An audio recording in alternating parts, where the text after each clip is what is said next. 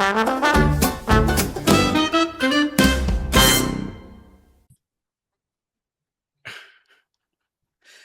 welcome to the Always Be Comedy podcast. Our guest today is sweet Brooksy, lovely Jordan Brookes, the person who holds the record for being the longest-serving Edinburgh champion. If you know, this is a statistic, a fact that Jordan himself has fun with because he won it.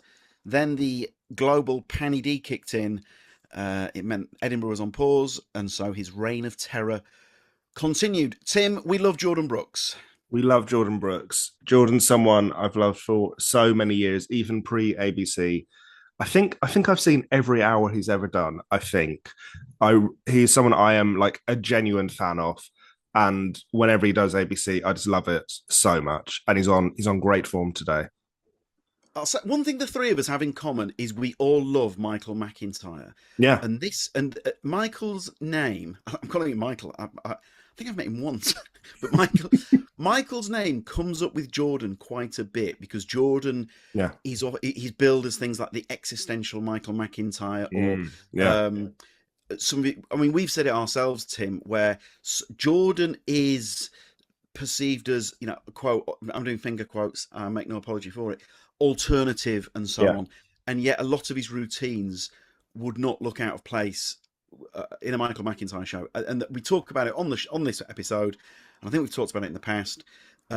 Jordan's routine of when you bump into someone and you do the bit about sorry, I didn't realize we were talking truth. When I first saw that, I thought that's McIntyre level for an act who is supposedly, Jordan is, as I say, seen as the wunderkind of the indie scene and so on. But I think Jordan he's mentioned Michael himself in interviews. Oh, absolutely. He's definitely mentioned McIntyre like a few times. Yeah, he loves the guy. I think what I'm trying to say is, Tim, I wonder sometimes if even like casual comedy audiences don't always necessarily go for the acts who they think might be, again quote marks, a bit weird or so on. And really, ultimately, funny is funny. And Jordan Brookes, like McIntyre, good God, what a funny dude. Oh, God, absolutely. Yeah. I think what I'd say is, you're listening to this right now, I would say, he's got stuff on YouTube. Get it up and have a look. I think if you haven't seen him already, I just think he can appeal to everyone. It's really, really interesting. And you've got opportunities to see him this year. He is going to the Edinburgh Fringe, and then he is doing a tour. He said he's going on a small tour. I counted the dates. There are 11 dates. It's a very healthy tour, and there's no London dates yet. There'll be a London run as well. It's going to be a big old tour, I'm going to say. But he is at the Edinburgh Fringe. He is at the Queen Dome, one of the jewels of the Edinburgh Fringe venues. It is one of the best venues. He's on at 9:45. The part of you that's always screaming. It doesn't sound like McIntyre. It's very funny. It's a very funny show. And I recommend it fully. And then once the Fringe is done, in October, he goes to Brighton. And then November, it's Bristol, Cardiff, Birmingham, Sheffield, Margate, Leeds, Edinburgh, Glasgow, Manchester, Cambridge. Plenty of opportunities to see the great man. When you see the show, please let us know your thoughts. The part of you that's always screaming is the most Jordan Brookes name for a Jordan Brookes show by Jordan Brookes imaginable. Guys, you like this as part of the official bump? One sentence includes the line, the award-winning Elvis of comedy. Yeah, yeah, don't know what it means, but it's fantastic. He's great. Jordan Brookes, you can actually see him. Classic Gil. You can see him Always Be Comedy. He's doing the double on Thursday guys, check this. Thursday the 17th of September. Chelsea, Jordan Brookes, Michelle de Swart, Horatio Gould. I mean, great. Come on. The Tommy Field, Michelle de Swart, Jordan Brookes, Rachel Galvo. Timo, if you could clone yourself and go to both shows. Yeah, one night. Wow, that's fantastic. it's like a lovely version of Sophie's Choice. Immediately regret that comparison. But who would love Thursday, that joke? Jordan Brookes. Jordan Brookes would. He really would appreciate that. Thursday, the 17th of September. Jordan Brookes back at the Motherland Always Be Comedy. Thursday. Anyway, but also, yeah, please do see Jordan on tour. If you're going to Edinburgh, we know many of you are. Say hello to Uncle Tim, and and be sure to check out Jordan Brookes. Timo, what do we think of that start time? It's a very Brooksy start time. It's late, but I think I think it's good for the sort of show you're going to see. I think you're going to go in not sure what he's going to do. He does a lot of very different things, and I think 9:45, lovely. Queen Dome, lovely. Superb. Timo, as well as Jordan Brookes, there are many other acts to see this week. I think by the time this episode comes out, I think it might be sold out because we're down to like the last couple of tickets. This Wednesday, the 3rd of June, i.e. tomorrow, as long as you're listening the day the episode comes out, Flo and Joan are down to the last smattering of tickets. And then in the coming weeks and months, Timo, this Friday, good Lord, this Friday, the 5th of June, Michelle Wolf, 8 o'clock kickoff, Friday, the 5th of June, Michelle Wolf, as seen, I think I call her Michelle Wolf. Michelle Wolf, as she, oh my Lord, as seen on The Daily Show, Netflix, the White House Correspondents' Dinner. Isn't it interesting that they don't do those under old Trumpy? Because he can't blooming take it. Yeah. Tell you what, Tim, Jack Shepp is back Thursday, the 18th of June. Yes, at our Chelsea gig. Alongside Abandaman and Shalaka Kurup, Thursday the 18th of June. And then in the coming weeks and months, the likes of Maisie Adam, Anya Magliano, and many, many more. We will hopefully see you at a show soon. Tim, I'm going to say something that's going to scare you half to death. Are you ready? Ooh, okay. Tim, the first show at the Bedford is next Friday, the 12th of June. Yeah, that is mad, isn't it? When you think about that. I was in Leipzig. Just casually drop that in there. I was in Leipzig watching the mighty Crystal Palace. If you listen to Friday's episode, you'll know that we recorded that on the day of the match. Still wearing the same Palace shirt that was glued to me in Leipzig. So someone in Leipzig was asking after the Bedford, and they said, "When's the first one?" Because what I've been doing, Tim, is in my mind going, "It's months away." And they went, "When's the first one?" I said, first one's Friday the 12th of June. And they went, "Oh, that's very soon." And the little voice in my head went, "Yes, it is."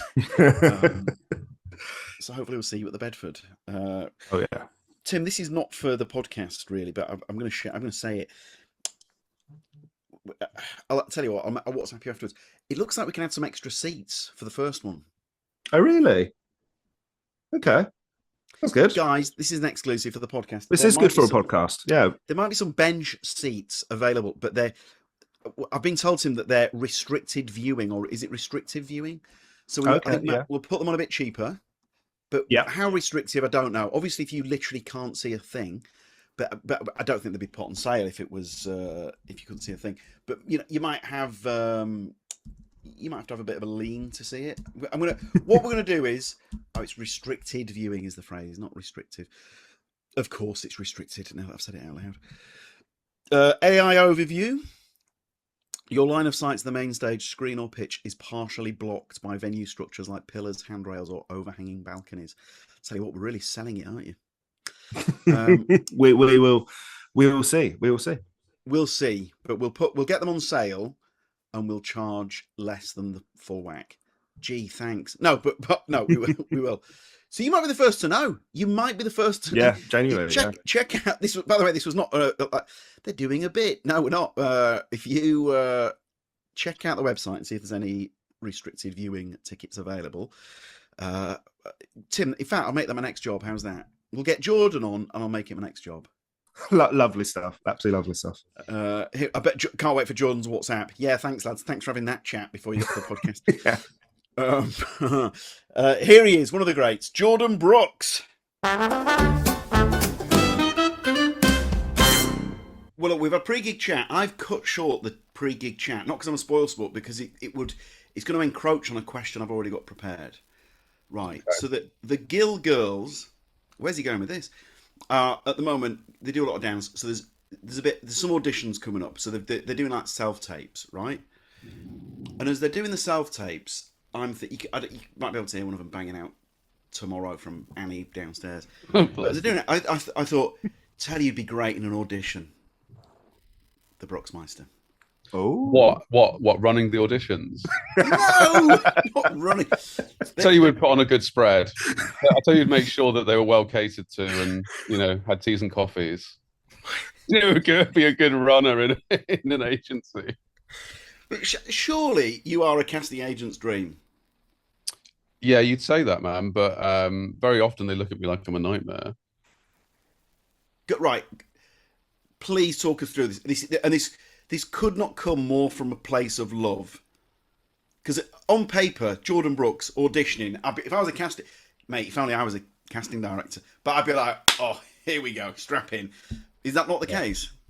I mean, I've had a couple of roles, but it's... I don't really... I mean, I auditioned for a few things, but occasionally got down to like the last sort of handful of people. But yeah, I mean, your guess is as good as mine. I'll tell you my worst audition. I had to play the part of a newsreader. What was it for? It was going to be an advert for Candy Crush. Yes, please.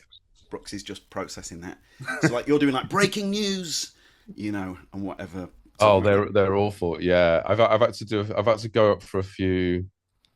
I don't think crypto, but like crypto adjacent, or like there's a lot of finance ads, a lot of finance castings, a lot of gambling ads, which I'm always on the fence about whether I would do them. If the money was right, say if it was like upwards of £500, I'd do it. You have yourself a deal. This man can be bought. Yeah, I'm not dressing up as a roulette wheel. Think of the victims. It's £500. Where the ball stops, nobody knows. Yeah, it is a doozy. Timo, is there anything that you wouldn't advertise? Oh, I mean, there are a lot of things I wouldn't advertise, yeah. But it's going to be fun. I don't know. Gambling, I'm on the fence for. I don't want to do any military stuff. I find all that stuff really depressing. So you'd be like, I'm Tim Lewis. I was born in... Yeah. I'm from Teddington, but I was born in the motherfucking British Army. Yeah, I don't want to advertise the British Army. If the adverts turn up on our podcast before and after, I'm not putting my voice to it. That's fine. I don't notice. This is your Irish root speaking, isn't it? This is my Irish root speak. Yeah, I mean, it is. Yeah.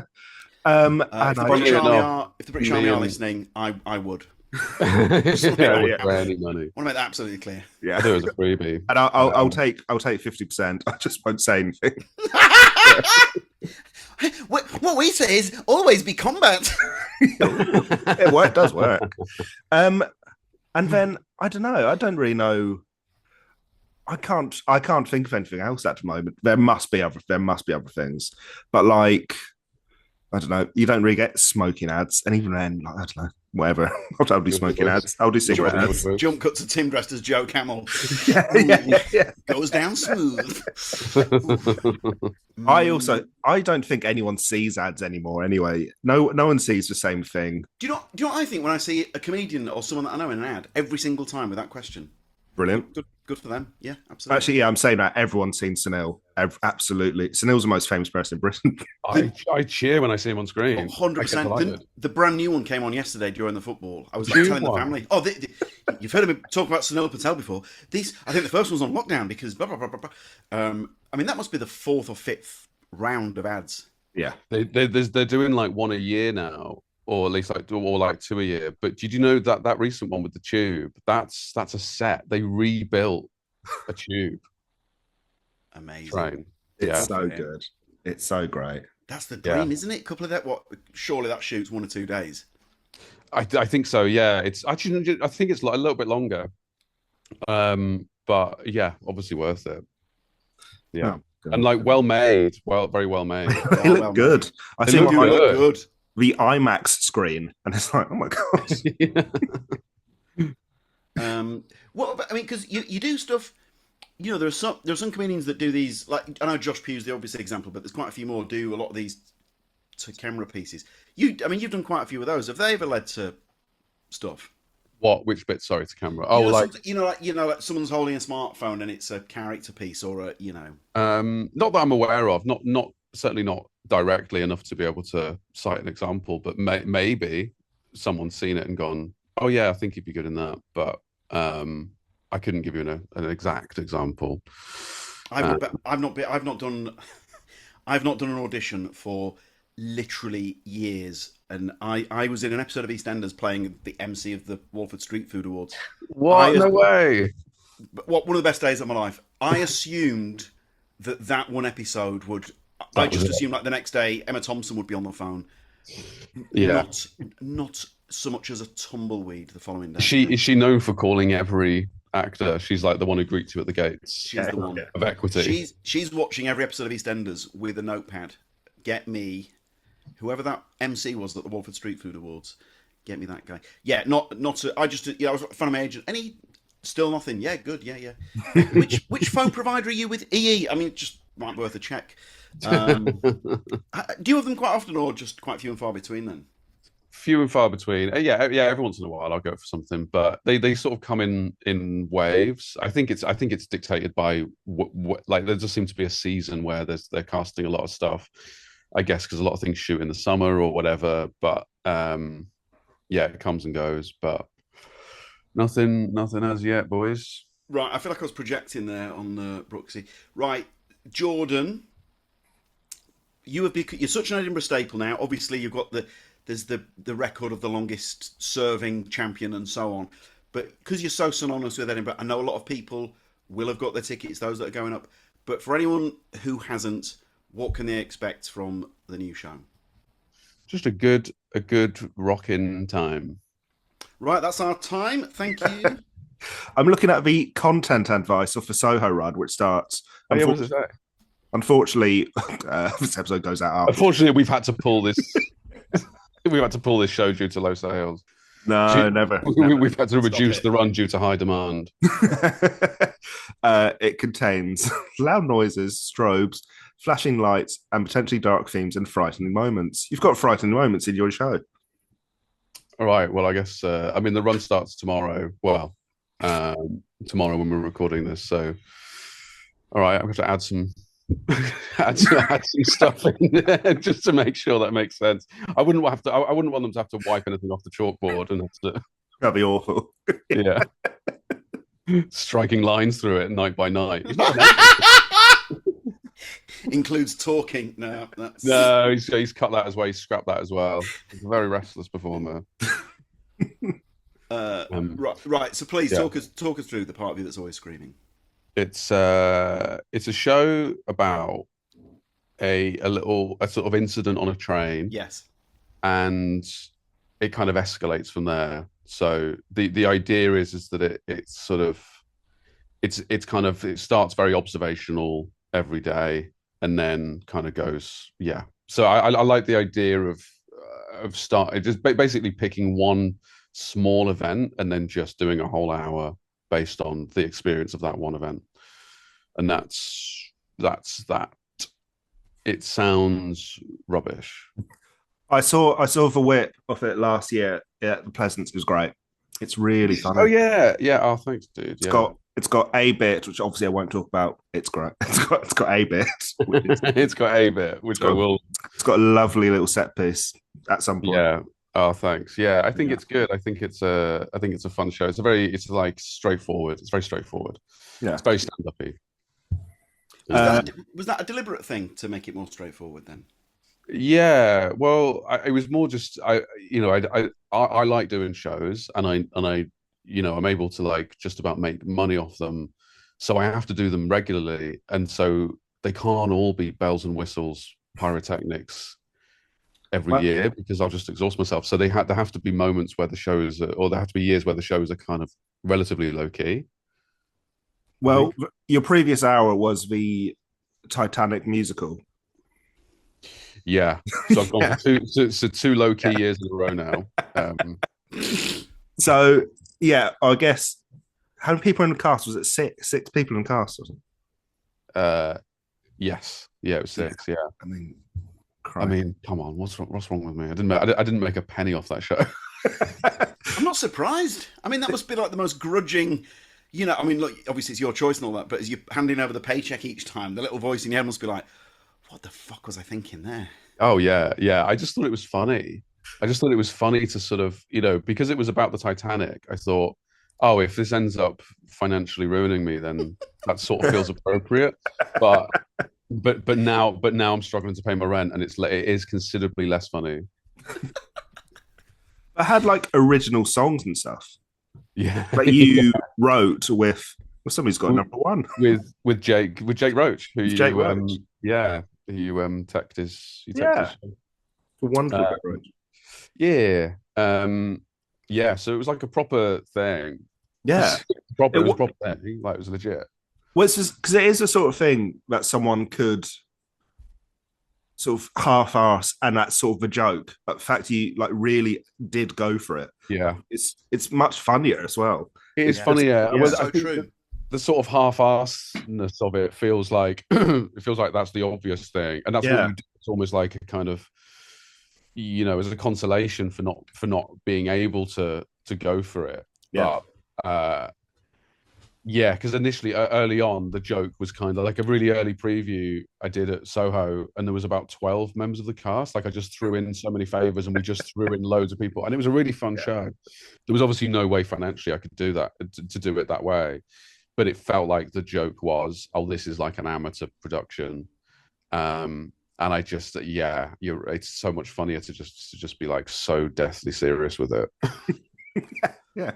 What, Brooksy? What's the Brooksy creative process? Is it, the idea strikes you as you're lying in bed, or is it locking a door, 8 hours of solid writing? How does inspiration strike for you? This might surprise you, given how bitty my bits are. I do not sit down and do anything. I am genuine, honest to goodness. If I was betting the last fiver in my wallet, I'd have almost guaranteed you were locked away, squirreling away for a full day. Some days, yeah, some days it's more sort of. I do a lot of readings. Like I'll if there's a particular topic that I've hit upon, I'll try and learn as much about that thing as possible, without necessarily thinking, oh, I need to think of bits. I'm not thinking of jokes as I'm reading it. I'm just sort of absorbing it.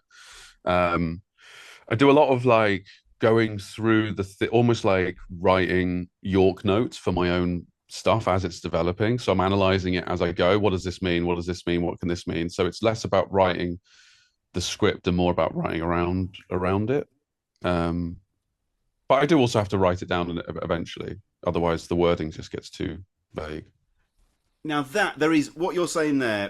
Whenever I've had to write on, say, topical shows, you just read and read the newspapers, read and read. Sometimes reading the same story but written by a different journo. Blah blah blah blah blah. Mm. Until the joke lands in your head, right? And so, Mm. is it that sort of thing? Once you find a topic, just read, and then Yeah, and what then just let it sort of, yeah, just sort of hope that it happens. But I'm very much, I was like this at uni, where I just like I'd leave the essays to the night before, but the essays were always good because I had done the mental prep. Do you know what I mean? I had been thinking about it for weeks and weeks. I've just been putting it into words. So I do feel like that's the same for the shows sometimes. Is that I do know, like I've obviously got this Soho run starts tomorrow. Not that matters for this episode because it'll be out after this, but I've spent the last week being like, right, no, I've got to do this seriously. I've got to do it, and then just pushing it, but also knowing, I know on some level that it is there, but I'm going through the rigmarole of being like, right, okay, yeah, no, that could, yeah, okay, yeah, I'll figure that, yeah, okay. It's a very, you do know it, but you're pretending that you don't to yourself for some reason. knowing that you do your best work at ramming speed as well. Oh yeah, backed into a corner. Yeah, yeah. I refuse to. I refuse to do any work unless it's a gun to the head. I refuse. I think that's most comedians, isn't it? Yeah. Tim, I think because we don't have that option because ABC's because there's so many of them. We just have to. It's just like you've constantly got to be grafting away. Mate, imagine if we left it to the last minute. Jesus Christ. You Yeah. should book it on the day. Book it with Well, half the doors. there are gigs, successful gigs that do book it on the day, but it's just such a that would stress me out so much. I mean, you get that a lot though, don't you? You get people dropping out.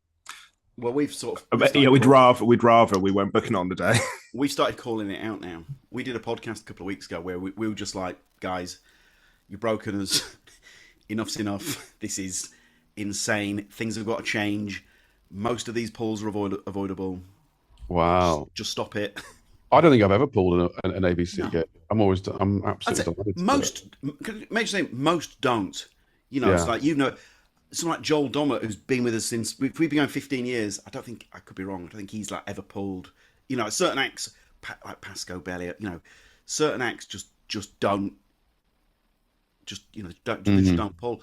But when it's say like Harry, I've named him now, but Harry Hill said to us like back in the because on the pod we were like, oh, we chatted with someone and Harry Hill said that like back in the day you just didn't pull on a gig because you wouldn't get booked again. Whereas some acts it's like 3 o'clock on the day of the gig and they obviously just like don't fancy it. Yeah, I've been there. There's one act told Pasco used to run gigs, and one act told Pasco that whenever they pulled just for a gig, whenever they got messaged to ask where they were, their reply was always, "Oh, I happen to find myself in Belgium." Right? And then this act pulled on Pasco's gig. Pasco messaged them, "Where are you?" And they messaged back, "I happen to be in Belgium." And Pasco messaged back, "Dude, you've already told me that this is your bullshit line." Crazy. I'm afraid I'm gonna have to play the Belgium card. Again, dude, come on. But like committing to it as well. Go, no. I am in Belgium. It's crazy. Get a mate to hold up a Belgian flag. Oh, look, couldn't make that up. And then, hang on, are we right in saying that there's a post Edinburgh and then it's a Brooksy tour as well?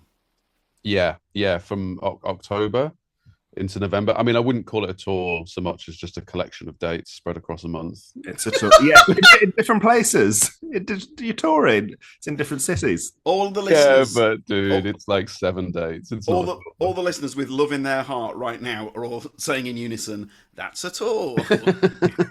And we should say the Edinburgh run is 9:45 at Queen Dome, which is one of the great venues. It's great, dude. I was there last time. I think you saw my last show there, Tim. It's such a lovely room, isn't it? I was texting Tim afterwards, so I got to watch the last 10 minutes of your show every day for like 2 weeks. It was so lovely. Yeah. Oh, great. Thanks so much. Yeah. Yeah, it's a fun room. I'm not entirely convinced that this new show is big enough to fill that space, but then again, it sort of is big and it isn't. Do you know what I mean? Like it's only actually about 4 rows of benched seating, so it feels bigger in my head, and I actually know in person when I get there, I'll be like, oh no, I can make this work. Oh yeah, absolutely. Yeah. The 9:45 time, is that a deliberate thing? What's the thinking behind that, Brooksy? I always like to go earlier, but there are always shows that are like, no, they really can't. They really have to go on early, or I think it makes sense to program my shows later because people, because of this strobing and potentially dark themes that I'm supposedly doing. So, or you're writing horror moments. yeah, potentially horrific moments where he scares you. What? I didn't tell him that. So I think it makes sense to put them later in the night, and I think maybe for audiences they're a bit like, oh, we're going to go and see this thing, and something might happen. But I would love to do it earlier. I'd always love to do them earlier. Like my first show at Fringe 2015, I was on at 1:30 p.m. Can you imagine such a thing? Like I always think, like Bridget Christie, I think her show was like 11 or something at stand. Yeah, she was done by lunchtime. It was so great. I know it's so cool, but I really liked going on early. But it did mean that show had bits where I was like miming having sex with a cat and like proper licking it out and stuff. and doing it to 6 people in the community project, Just the Tonic, 1:30. People really didn't like it. Really didn't like it. Timo, you would your preference be the earlier the better? The thing is that something that 9:45 at night, and given what the show's about, there is that element. It feels exciting though, doesn't it? I could sort of. I'm such a spokesperson for it. I could be twisted into saying any time is good. I remember going.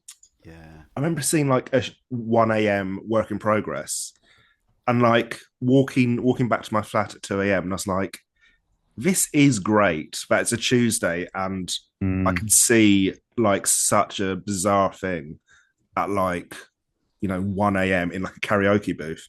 It's so but I think real talk, I think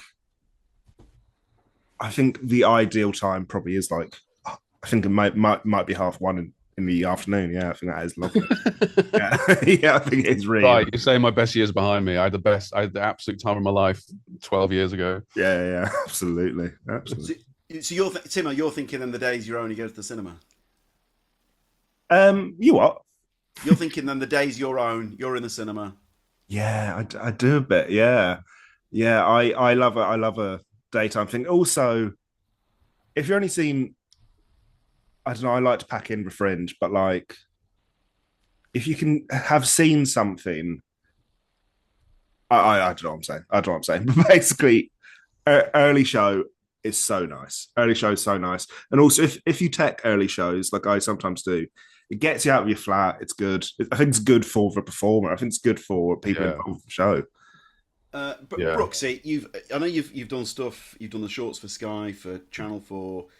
It does feel as though the comedy pendulum is swinging back in a positive way. I saw with your hand up like that, I thought you were about to go. It does feel like your career is sort of with all those things happening 6 years ago, and then it's sort of just gone like that for such a comedian mindset, that isn't it?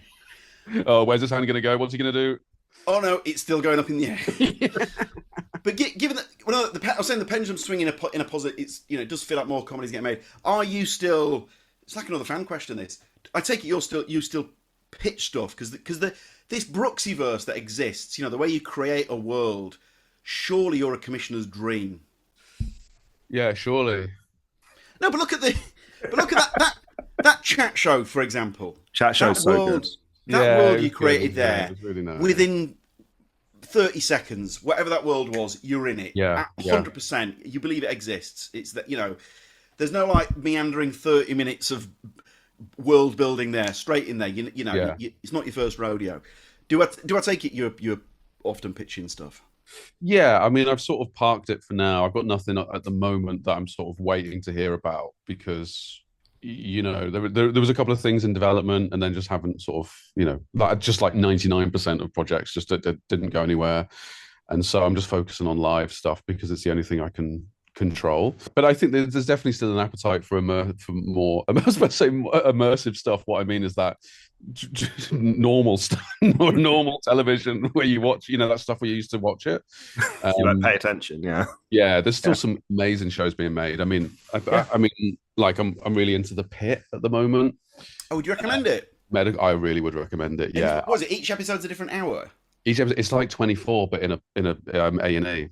It's very cool. It's very, very stressful. And then there's there's loads of good stuff actually. I mean, I'm watching Widow's Bay. I'm watching Widow's Bay. It's good. Dude, it's really fun. So good. It's really fun. Is this Apple? Yeah, it's Apple. Recommend. Is it Apple? Yeah. It's quite scary, but it's really funny. It's like really funny. Genuinely... It's like a sort of Charlie Kaufman horror series. Is it? Yeah, it's very cool, very odd, very beautiful to look at. It's got a sort of grainy, kind of washed out filmic vibe to it. The performances are amazing. It's super strange. I really love it. Really great. Timo, what you want there is Apple going Brooksy, creator, showrunner, laughs, scary. Nothing I want more in my life, yeah. I just like, because with Apple, like no one seems to have it in this country anyway. But like We're the these three people who've shows got these it. shows look like Christopher Nolan films because like the amount of money thrown at them is just crazy. Yeah. Did you see The Yeah. Jackal on Sky? No, didn't see it. Mate, if you told me that show cost $12 billion an episode, Yeah, I'd be like, yeah, I believe you. It's all there on the cinema. I don't know who the cinematographer was. I mean, obviously, he must have done it on some sort of limited budget, given it is for telly. Bloody Nora. Yeah. Whoever it was, 10 out of 10. Absolutely incredible. Some of these shows, they look better than a lot of movies, don't they? I think a big reason SNL UK was so good was that the amount of stuff that had been thrown at it, and like these sets were like proper big old things. It wasn't so cool like, to have an idea and go, Yeah. oh, can we get this thing? And then for them to go, yeah, we can spend 20 grand building this we've made like engine set for yeah. Can you build a Throwaway realistic TARDIS for build a realistic Doctor Who set for a 3-minute sketch? Yeah, we made like can do a Hamnet set for like a 3-minute Crazy. sketch. You're It absolutely. makes all the difference. Yeah. The scene with what was the scene with the bird attacking 4 acres? I mean, even like the sets were proper. Every set was like a proper lavish set. They did such a. It was very Set impressive. designers are sometimes when I'm doing a warm up, I mean, I'm sure they get angry like, what are you doing? But there's been times where I've gone, can we have a round of applause for this set? It's unbelievable. No, that's Are you- great. oh, I'm did you delighted. do the warm up for it? No. They do Oh. on SNL. They do it like the US version. They've got like the house band and stuff like that. But I'm saying I've warmed up shows where, for example, I did Al Murray's Great British Pub Quiz, and the set designer had built the most beautiful pub, but in the middle of a TV set. Yeah. But to look at it, the detail that went in, even the photos were pictures of the pub landlord in different settings. I mean, the work that they've done. Wow. Attention to detail's great. The Yeah, attention but to detail. that's good because they often won't get applause, really. So good on you. That's very nice. The Love Island After Sunset. 10 out of 10. Honestly, Is it? 3 cheers for set designers, everybody. No, Well, absolutely. They are the great unsung heroes, aren't they? Yeah. Tim, any other business before we get to the format? I don't think so, Jordan, unless there's anything you want to promote. Jordan, Edinburgh run, tour, any Yeah. other business? Socials? That's it. Yeah, always on the socials. You're good at posting clips, actually. You do a good. I do try. It isn't really what any of us want to be doing, but it does help. It really does help. And Yeah. I begrudgingly have to accept that because I've asked audience members like often during the show, what brought you here? Because I'm indulgent and I think it's important to do that. Sometimes it's fun to know. And some of them would go, a clip of yours came up and I really liked it. And I'm like, that's crazy to me. I would never do that. I would never go and see something based on a clip that randomly arrived in my face. Never. There was that lad that did the slow motion, the header and the celebration. Yeah. Great. Carl Porter. Is it? Phenomenal physical comedy. Unbelievable. Yeah. But off the back of that clip, that dude was selling tickets with a capital T, wasn't he? Oh, yeah. Yeah. So the algorithm works. So I try and put stuff out, but no, mostly just live stuff. Sweet live. Just sweet live. Tim, there's no substitute for it. There's no substitute for it. But also, I'm always very grateful and delighted that you do film all your shows and they are available to watch. I think that's a really good, important thing. Yeah. Well said. Yeah. Yeah, I'm getting his character. I'm getting James Lipson. All right. So, Jordan, this is for Rebooked. Sorry, you made me laugh with James Lipson. I don't know who that is, but I laughed anyway. Oh, the actor inside the actor's studio, and God bless him. Oh yeah. I think he was more self-aware than we all realise. I think he. I think so. Doing. Yeah, I think so. Right. Almost like deliberately pretentious questions. Okay. I think what he was very clever at was giving the actor enough rope with which to hang themselves. Right. Because one of the questions was, if you walk into heaven, what does God say? And if you're egotistical enough to walk into that one, you deserve everything. It's like quite a few of them would say things like, God would say, finally, and things like that. Or you took your time, and you're like, what are you doing here? yeah. There was a lot of,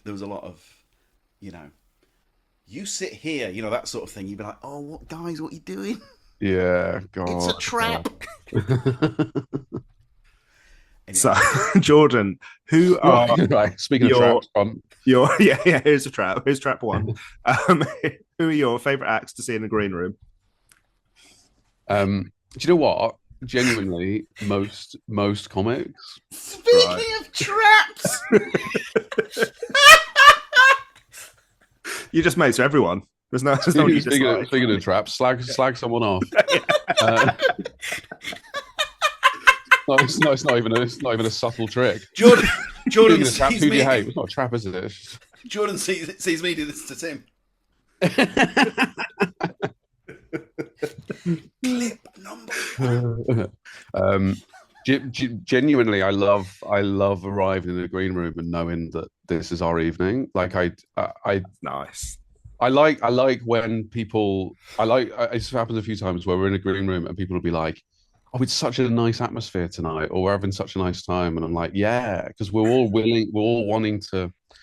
I don't know, there's a giddiness sometimes that I really like, but there are specific people who I'm like excited to be on the bill with, or in the green room with, like Alison Spittle. I really get on well with Alison, Right. and it used to be Amy Gledhill. Not that it isn't now, but I live with her, so it'd be mad to be like arriving in the green room at the same time as her because we got the bus in.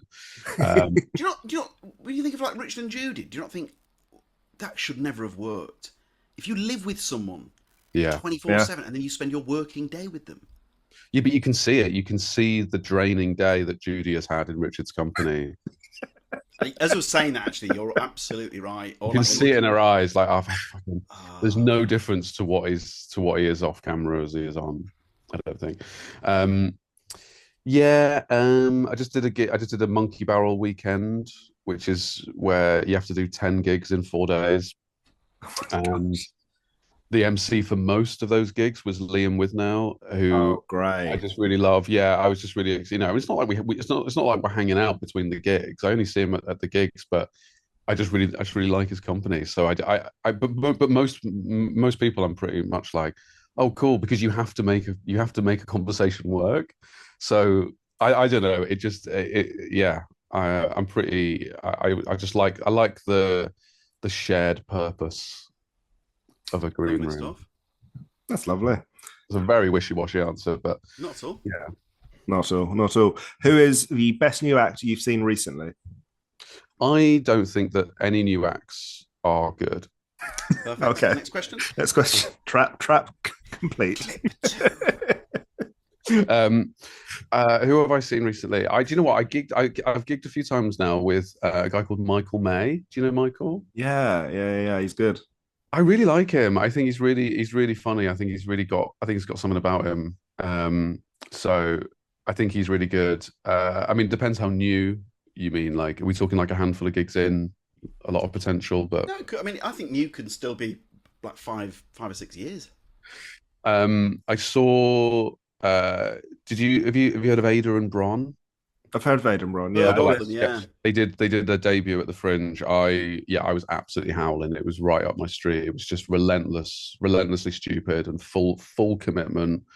I really loved them. Yeah, I really love watching them. Yeah. Right. Just anyone who's just doing something a bit different. But even then, I mean, it doesn't have to be extremely different. Yeah. They're doing that show in Edinburgh this year, and I will try and go see it because I heard so much about it. Apparently, it's great. It's great. It's just so dumb. It's just so dumb. I really loved it. Yeah. Who's your favorite comedian who no longer does it? Matt Rees. Does Matt Rees not do comedy anymore? Oh, that's how I'm finding out. I know. Well, I messaged him a few months ago because I hadn't heard from him in a while. I hadn't seen him about, and I thought I'll message him because there's a joke of his that I always think about that he did on his 3rd ever gig. You know Matt Rees entered Chortle student comedy on his first. That was his first gig, and his 3rd gig was the final. Jesus Christ. And then he went on a mad run of like winning competition after competition. We started at a similar time, so I've known him for I started about 16 years ago, so it'd be right then. Yeah. So he was a sweet soul. Sweet soul. He was the guy, like, because we both started in Wales at the same time, so he was the guy who would come in absolutely destroy. Yeah, I bet. Like some of the best jokes I've ever heard in my life. And then he was just off to the races. It was just, when someone arrives at a gig and you're like, oh, this guy's in a rocket ship, and it's only a matter of time before everyone catches up. He did have rocket ship energy, didn't he? He did have rocket ship energy. There was a gig. So in his, I think it was in the Chortle final, or maybe even his first ever gig. There was a joke that I messaged him the other day, well, like a few weeks ago, to remind him about, where it was. He said a lot of comedians write their set list on their hands, but I'm such a nervous performer. I'd much prefer to write my entire set word for word all over my body, and then just invite the audience to come and read it. And then he goes, Bob, have you read his lower back yet? It's good. And I love it so much. And for someone, he was like 21 or something, and he was just coming up with these so economically written, so beautifully structured joke. And I messaged him to say, I think about that joke all the time. I think it's so funny. And he said, oh, I've stopped. But I don't know if that's true. People always say, I quit once a week in my head. So, he might be back. Who knows? What does he do now? I don't know. Actually, don't know. But I hope he comes back. I hope it's just temporary, because he's just such a strong writer. So funny. I hope he's happy. I hope he's happy. I hope whatever he's doing is bringing him more joy than comedy. Do you know the thing with Matt Rees? He was such a good writer, and there's so many comedians who, no shade here, but so many comedians who are crying out for a writer. Yeah, all right, mate. I'm sat right here. Or another person to bounce ideas off. Do you still get hired in that capacity? You must do. I don't get hired to write, no. Which I think. But you've directed, haven't you? I've directed, so I'll help people with certain. I'm not really. I don't really like to help people with their jokes, because I always feel like that's a very personal thing. But I'll certainly give notes on it, or I'll suggest certain lines or different restructures. But usually when I'm directing, it's about the sort of bigger picture, or the overall structure stuff. But I like writing. Like I think I'm a good writer. But I think someone said this. I think it was Luke McQueen said, you're a really good writer, but when you go and see your shows, you don't necessarily see that because it's hidden. It's like it's not gag. Like no one's going to come and watch me and go, oh, let's get him on the writers' room and mock the week. Do you know what I mean? Who are you directing this year at Fringe? No one. I'm helping a few people on and off with individual sessions, but I'm not directing. They can all go fuck themselves. Yeah, they're on their own this time. Yeah. One of my answers for favorite comedians who don't do it anymore was a show you directed, was the sketch group Moon, who I thought was so great. Yeah, we were like two boys from Stevenage, I think. So you're saying that Jordan drove them into early retirement? Yeah, and genuinely, they're both now like vicars or something. And that's true. See, Dave, that's true. If anyone wants to hire Jordan, he's they're both so funny. They're both great. It was really fun. Yeah, it was really they're funny boys. Yeah, good for them. Jordan helped them find God. Drove them into the arms of religion. Yeah. What is a joke or a bit that you've retired that you secretly miss? Do you know what? I there's a lot of stuff that in my early sets where it was a lot more joke heavy. Where I watched an old clip the other day and I was like, oh my god, some of these jokes are so good. I'm so glad you've said that. Yeah, because someone else would have gone, oh, and I'm just so embarrassed. I've done the same. I've listened to an old bit and you're like, there's nothing wrong with that. Yeah, this is good. Yeah. There was one that was really, and I only did it once at the Chortle student comedy on my this was like my 8th ever gig or something. And I'd written my set list on my hand and I made that part of it and I made the audience pick which bit to do. Right. And on one, and then I'd written red herring and someone went red herring and I went, oh no, that's nothing. Oh, stop it. Stop. I mean, that's good stuff. You could do that now. Yeah. Yeah. You could do that now, and you do like the mock.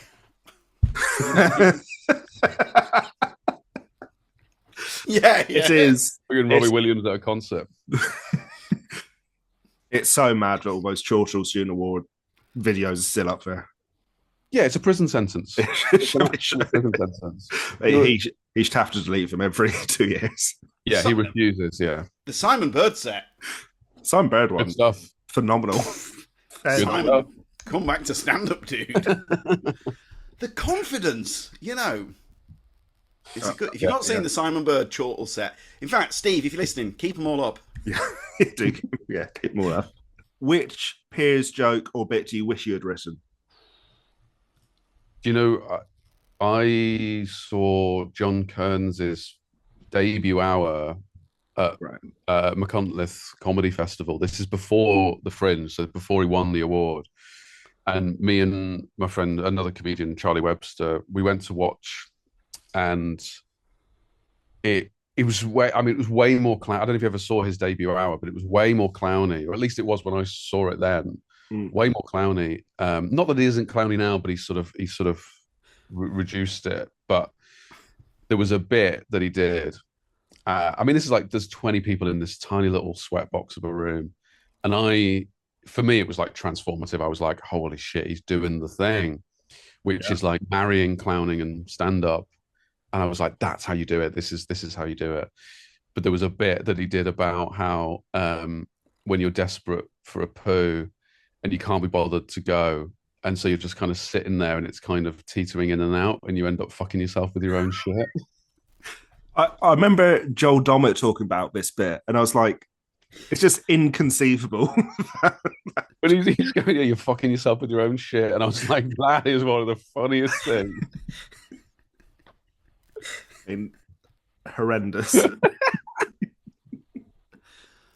So I wish I'd thought of it, because it's at the core, it's a funny observation. It's a very Jordan Brookes observation, I'd say. How did it play in the room?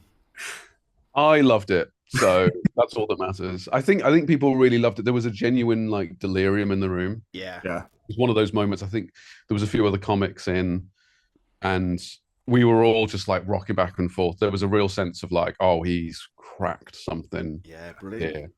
I loved it so much. Yeah. What is the weirdest way you've made money to supplement comedy? I mean, just regular day jobs. Nothing unusual. I'd say probably the most unusual thing is directing other people, because sometimes I feel like I'm fueling other people's car in a race that I am also participating in. Yeah. So sometimes I'm like, why am I helping? Presumably that does happen, I guess. Yeah. I mean, but you're not in the race anymore. You've won. No, it doesn't really. But I'm being very obviously being very flippant. I mean, it's not. Yeah, but it does. I do sometimes think like, why am I? Why I am sort of. But then we're not, because we're all on our own different path. And also, I do believe in like sharing the love and helping each other. And I do think that I'd rather have a career where, all right, maybe I stay at this kind of level where I'm just about surviving off it, and I'd be very content with that, and also be very content knowing that I had helped other people and contributed to the overall landscape. I think that's enough, So I don't. Yeah, I think there's a bit of a sort of, it happens in any kind of walk of life where there's a bit of sort of willful, what's the word, like obscurantism, where they sort of it's made deliberately vague, and it's a lot of gatekeeping and stuff, and hiding knowledge from people because you consider everyone your direct competitor. I just it's outrageous. It's not that I don't. It's not that I'm not tempted in by that mindset. It's just that I actively work against it, because I don't think it's. There's a story about Jeff Boycott. England are on tour in, I think, India. Could be wrong. If I've got the wrong country, listener, please do email in. They're on tour, and every England batsman's getting skittled by this spinner. Every single one, apart from Jeff Boycott. So Boycott's coping with this guy, no problem. England are getting battered out there, but Boycott's doing all right. And then I think it's the third test, maybe the fourth test. And the two batsmen meet in the middle for a chat in between overs. And the two batsmen meet in the middle for a chat, and the other batsman says to Boycott, I think I've worked out how to play him. And Boycott goes, oh, you've only just worked it out. Oh, I knew from the start. And he goes, don't tell the others. Oh, And wow. he got sent home from the tour early. Wow. Such a selfish mindset. But to not share is, if you know a better punchline or a better tag for someone, even if they don't take it on board, surely you say it. I think if you're willfully withholding it, I just feel like that's, I don't know. It's a tricky, But I've always I've always really appreciated, particularly when I first started, there were people who were sort of further down the line or further up the ladder who would make themselves known to me and would say a nice thing or encourage me, or that always just stayed with me. Like, that's exactly what you should do. And also, you don't realize that you are in a position of like authority just by virtue of having been around long enough. Like, I obviously don't feel that, but that doesn't mean I don't possess that. Or so, it's important. Sometimes you forget that people are nervous, or that it means something. Even though I'm a worm and I know that, they don't think that. So I have to. But there's also the little part of that you're only human. There is a part of the ego that if someone has taken that on board and you see it the next time and they've used your. Oh, dude, I love it. You're like, oh, well. Yeah. That's why I love directing. Like, I'm genuinely like cheerleading. I'm like, I get excited watching someone that I'm helping, thinking, oh, yeah, it's working. I get a lot of satisfaction from going on that journey with them. Superb. Because you've now won the Edinburgh Award, very deservedly so. 7 years ago, get over it. I'm delighted. It must, because no one goes to Fringe thinking they're going to win the award and stuff. But it must be nice just to know you don't have to think about that now because you've won it, and you can only win it once. Oh yeah. And I remember like for the first sort of couple of years afterwards, I was very like loftily kind of dismissing the awards and telling people, don't even worry about it. It honestly doesn't change your life. It's not important. And I had to stop because I realized that is a privileged position. That is only something that I would say having won it. Having won it, I can now say it doesn't matter, but that means nothing to anyone who hasn't won it. So I keep it now. That Wednesday where the nominations come out is still such a tense day. I get nervous. Yeah. When I like, this is years after I'd won it. I was at the awards. I'm not an Edinburgh guy. I'm not. It's not even worried. But I'm like, oh, good luck, everyone. Yeah. I don't have a horse in that race at all. I think maybe the year after, or a couple of years after I'd won it, or like whenever it ran next, I was at the back of the room where they have the thing, and I went really faint and lightheaded, and had to like steady myself. And there was nothing had happened. I was just there to watch, but it was just that environment, the stress of it. There was something about it that I don't know if it took me back to that place or what, but I was like, I genuinely thought I was going to pass out. It was so strange. Some Edinburgh nominees, winners have gone on to do Taskmaster, and I'm sure. All right, no, but this is the sort of thing that like a parent would say. Like my dad would say, like, why don't you be on the telly? I'll just call him up, man. Yeah, I'll just call him up tomorrow. My dad once said to me, you know what you should be on? That Mock the Week. Oh God, yeah. Mock the what? Sorry. Oh, okay. Wait there. I'll do this in front of you. Yeah, I can do next week. Apologies for parents' energy when I say that. But as like some people hear of, I'm on a list or that sort of thing. I'm more aware how that sounded when I said it out loud. There's a reason why I've not been on it. I'm on a list. I'm on a list. No, but have any even like preliminary talks or anything like that taking place? I mean, if I had, I probably wouldn't be able to say, but I can, hand on heart, with full confidence, say absolutely not. Well, you did lovely work on the Horn Section podcast, so Oh, lovely. Thank you. Yeah, I mean, I don't know. I think when people clip that out, I think every act gets that though. Every act, people say, "Oh, you'd be great on this, this, and this," because. The reason why something like Taskmaster is so popular is because it's a kind of Cards Against Humanity-esque format that allows everyone to be funny. Yeah. And so, I think in principle, everyone is suited to the format. You'd have to be a real outright dick for for the edit to punish you. I think. Is that fair to say? I think it probably is fair to say. I've not really watched much, so maybe there's some series where people don't come across well. I don't know. Timo, you're Johnny Taskmaster. I know what Jordan's saying, but some big point at Jordan. Some would suit the format better than others. What's it? Is it lateral thinking? Is that how? Is that? Yeah. John's right. Like the good thing is to have 5 completely different comedians who are going to approach everything differently. But I would, you're right. Actually, be thrilled to see Jordan. That's nice, but yeah. But I think Apollo's the one I want you on. Dude, if I pick you on anything, I've been pitching myself for Apollo for yeah. I just think your stuff, it's so much more. It's mainstream. It's mainstream stuff. We talk about this every time. We do. I know. I'm so sorry. It's not that alternative. It's pretty more mainstream than people realise. I know. It's like McIntyre. It is. I mean, it is. And I said this last time, but for example, if we take we're doing Truth, are we? I mean, there is not an arena comedian who wouldn't put that in their set straight away. Which one was that? How are you? Yeah, good. How are you? Oh, well, actually. Yeah. Oh, we're doing Truth. We're doing Truth. Yeah. Yeah. I mean, it's I think the thing that's got me where I am is also the thing that maybe stops me going further, not further, but in the directions we're talking about, because I'm seen as a fringe act or alternative, and those things have obviously been quite fruitful for me, but it also means that I'm a bit trapped in that when it comes to those kind of paths. I don't know.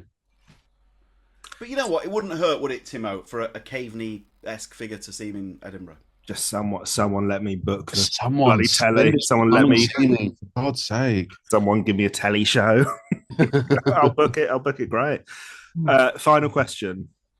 Best advice, perhaps from another comedian or something you've learned that you'd like to share? Nothing. I don't know if this has come from. I couldn't say this has come from a specific person, but I guess maybe it's a kind of collection of wisdom. But the one thing that's always stayed with me that I say to other people is, you don't get to decide who you are on stage, and you don't get to decide what's funny about you necessarily. And so the one piece of advice I always give people is just be open to that process of letting the audience tell you what's funny about you. And you might not like it, but you will, by building it in front of an audience, it's yeah. Do you know what I mean? Mate, trailed off, but I nearly burst into tears as you were talking there, because that is I didn't want to interrupt you. Beautiful, so true. Thank you. Yeah, I think it's who you wanted to be on stage. Michael McIntyre. Oh, lovely. No, I wanted to be, and to be fair, I've sort of managed to. I wanted to be like Hans Taven, the Dutch comic. I remember from last time. And I'm just like such a fan, and so I wanted to do that. But I think what I found when I was starting out was I wanted to do stuff that went into like bleaker places or darker territory, and the audience wouldn't always go with me. And so part of the challenge was, how do I get them there without necessarily realizing that I've taken them there? And so, and then also, and maybe I told this gig story before, so you like obviously cut me off if you've heard it before. But my second ever gig was in a shisha lounge, and the promoter, I'd been messaging this promoter like for like 2 weeks, being like, hey man, I'd love to get, when he was starting out, and he's just fucking firing off emails left, right, and center. And he messages me. I sent him a message on the Sunday, and he replies about an hour later and says, are you free tonight? And I was like, I mean, I guess so. Like, I have to be. And then he goes, meet me outside the fish and chip shop in like 2 hours. And I was like, okay.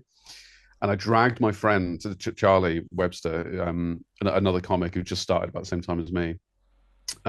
He was really ill, but I was like, please come. You have to come. I don't know what this gig is. I turn up. We're outside this fish and chip shop. This guy, his name was. I go, who else is on the bill? And he goes, it's just you. And I was like, right. And then he takes us to this shisha lounge, and we're walking through this labyrinth of like pots and pans and stuff. And then we go into this back bit where there's, it's a shisha bar with like, the sort of indoor tent type things. And the owner brings us mint tea, and he sits down, takes one look at me, and starts laughing. And I'm like, right. And then I should probably bleep his name. I can bleep his name. But he starts getting nervous, right? So the room where the comedy is, it's in a kind of long, narrow outdoor tent. The walls are lined with people sat there huffing on hookahs, and in that room, it's not immediately obvious where the performance space is. There's no mic.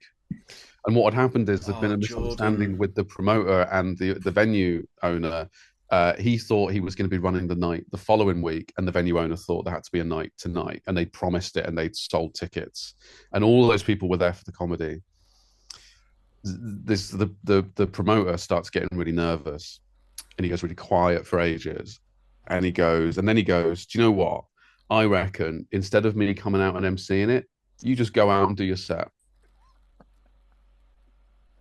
And I was too green to How many gigs have you done? One. Oh, one gig. Mike, this is like you're just saying every comedian's nightmare out loud. Dude, it was honestly. And then there was like this weird battle where we both got up to sort of go towards the room to start the gig. Neither of us wanting to be the first one in to start the night. And something in me just went, fuck it. And I just went in. No mic, no performance space. And I just went, hello, everybody. I've got the audio recording, and it's bonkers. And it's 12 minutes of me just trying to retain their attention. They don't know what the fuck's going on. I'm shouting, I'm moving up and down. I'm doing these half jokes that I've kind of written. One of the first heckles I get quite early on is a guy goes, "You're not Asian." And it turns out it was an Asian comedy night. No, Jordan. So I apologize for being white. Wrapped up after 12 minutes, left, and then the promoter came up and went, "Cheers, everyone. That's it for the comedy. Come back next week. We'll have another great show for you." Oh, 12-minute show. 12-minute show. But what Did you get paid? No. But that what is outrageous. They've sold tickets as well. Yeah.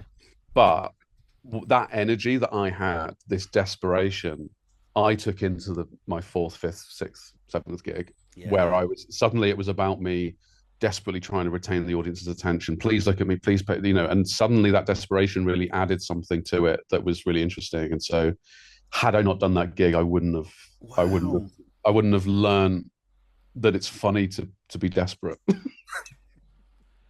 That is brilliant, and that advice is spot on to any of we have lots of comedians and aspiring comedians listen, but isn't that true?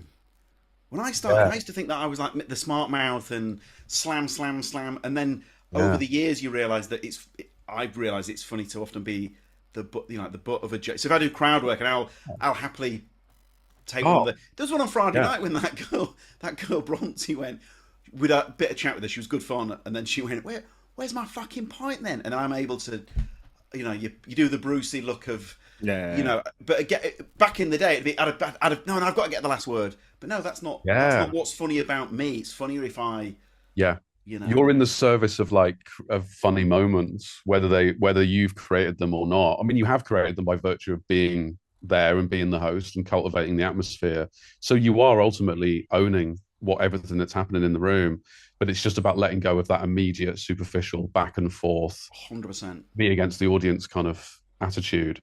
Yeah, I think just letting the audience tell you who you are, and or at least being a little bit open to that channel is really useful. Is that Jack D? And I've asked him if this story's true, and he's gone, it is true. Jack used to be a cheeky chappy, and then have you heard this? Jack was more like a cheeky chappy. And then he's not enjoying comedy, cancelling gigs, and then his last ever gig, he's fucked off because he's still got to do this last gig, and takes that onto stage, and quite literally the rest really is comedy history.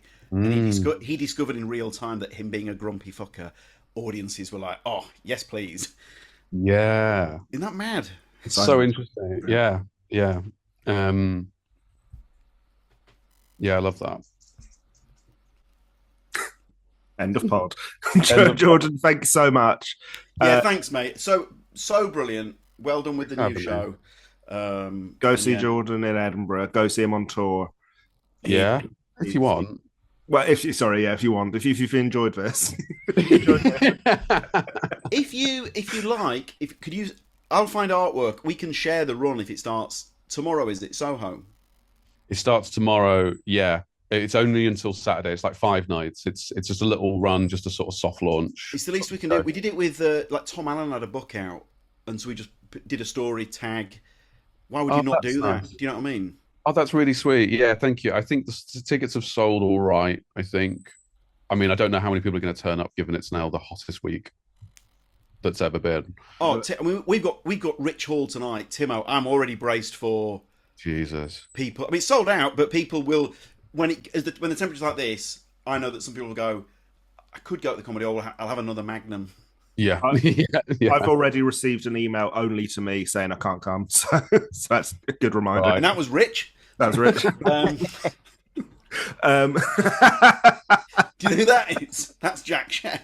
That's Jack Shepp. Did you see him do it on SNL? He did it on Friday night. Oh, thank you very much, Jordan. We will see you soon, I hope. Thanks for having me, lovely God boy. bless you. See you soon, buddy. See you soon. Am I leaving the chat, or are we stopping recording and then continuing to Huge and heartfelt thanks to the great Jordan Brookes. As we say, be sure to check him out at Edinburgh or on tour. Timo, what did we learn? I think this, and you know, the guy's a busy boy. Maybe he doesn't have time for this.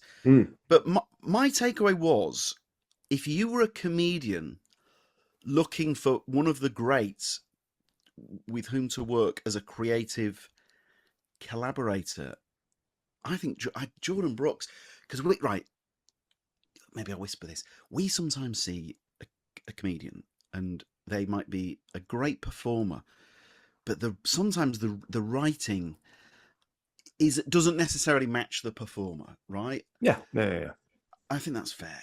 And so some comedians, we won't say who, some comedians do. We're not saying they've got co-writers, but they do have a second pair of eyes to come down and look and watch maybe a work in progress just for a bit of feedback. And sometimes we might be talking about one of the greatest comedians in the country inviting a second pair of eyes down. And so it's not above anyone. But I would say if you were looking for some sort of comedy collaborator, I mean, obviously at a fee, we hasten to add, Jordan Brookes has got one of the great comic brains. So that was my takeaway.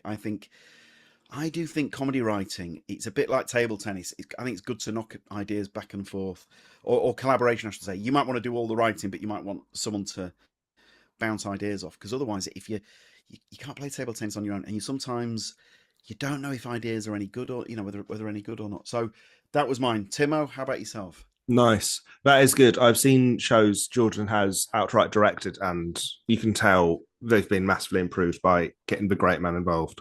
My what I learned is quite sad, because I learned Matt Rees doesn't do comedy anymore from this podcast. So that's my one. I only saw Matt a couple of times, I think, at the Country of Comedy Festival, but he was always very, very funny. Tim we're more than friends. We're like brothers. Me and Tim, we're that close, and so I say this with love in my heart. Before we did the what have we learned bit, Tim made out like he didn't have one, and then proceeded to have a really good one up his sleeve that was much better than mine. So it genuinely just came to me. You can't see this, if you're just listening, you can't see me stroking my chin. Sure, which Rob Newman would really appreciate if you remember the old Jimmy. Oh yeah, the old Jimmy Hill bit from Mary Whitehouse. Did you do that at your school? So we didn't call it Jimmy Hill, or Chinny Rackon was one, wasn't it? Jimmy Rackon as well. I don't know what we. Chinny record. I actually don't remember. I think it was. This is going to age this in a very different way. Do you remember how? I think there's like a Men in Black scene or something where, or maybe it's I, Robot. It's a Will Smith film where he says like bullshit under his breath, and I think we said that for like a year. Oh, that's I think good. it was I, Robot to be Bullshit like that. It's like, bullshit. Yeah. That's great. My sister and I would take this even further. So there was this. I think this is all from Rob Newman, really, because Wow. or maybe it wasn't, but maybe it was done in Playgrounds. And then because it was on Mary Whitehouse, it then gets even bigger. Yeah. So it was. If you're watching, it was Jimmy Hill, and then it was Chinny Wreck on, and then my sister and I would do this. We would look at each other in the eyes, and one would go to the other. If you thought you'd wound the other one up, you would go. You, while stroking your chin, you can't take the pressure, and it would. Wow. Oh, the other one would. It would really upset the other one, like to the point the other one would need restraining if you really got hold of it. Yeah. And then you'd go, oh, you have lost your temper. You think you can take the pressure, but you cannot. Wow. Then, yeah, by now the other one needs smelling salts. By now, it was. That's what we did in Leeds in the late 80s and early 90s. Lovely. Right. Thank you as always. What was your equivalent of Jimmy Hill? Yeah. We would look. Chinny Beard, I think, was another one. We'd love to know. Anyway, huge and heartfelt thanks to Jordan Brookes. We'll be back this Friday. Timo, all being well, I'll see you tonight. I might have to Scarpa almost immediately, but I'm hoping to see you tonight for Rob Newman. Oh, lovely. That'll be nice. That'll be really nice. Yeah. Come see the guy. A slight childcare thing means that it'll be a fleeting visit, but that's fine. That is oversharing. That means more in a way. Yeah, well, God bless you. Thank you. Thank you. Quite a few of you got in touch about Crystal Palace winning the biggest trophy in football, and thank you very much. We don't listen. This was recorded before the Champions League final. Well, obviously, because it's coming out before the Champions League final. But it's actually not. But yeah. Oh, it's coming out Tuesday, isn't it? Yeah. I'm in a time warp. I think anyway. So look, we all know which European trophy really matters. Okay, and if you disagree, just keep those wrong thoughts to yourself. It's not the one PSG's winning. Oh, hang on a minute! I'm forgetting your Gunnosaurus. Right, tell you what, let's do it. Let's right. This is recorded 10:39. Oh, just changed. 10:40. 10:40. Yours changed as well. 10:40 in the morning, 29th of May, 2026. So it's not rigged. Timo, score predictions. Okay. Should I be positive? Well, I think Arsenal will win 1-0. Wow. Now, on paper, listen, if it's the head versus heart thing, if I was going purely with my head, Paris Saint-Germain could win by a couple of goals, right? Because they're fantastic. In a way that Arsenal are not fantastic. And there's no shade there, but I mean, Paris just play the better football and are the better team. PSG are exceptional, yeah. They've got the better players. But Arsenal know how to grind something out. And so I'm going with my heart because Eze plays for Arsenal. I do still love the guy. That's nice. It wasn't that long ago when I removed him from my phone wallpaper with a tear down my... Yeah. It was Eze and my kids was my phone wallpaper, which has been replaced with a picture of my kids, Adam Wharton, and myself, as if we're a happy family. It's lovely. It is. You know what? It's a lovely picture. But you know what, Tim? I've had to replace. Mark Gay was the wallpaper.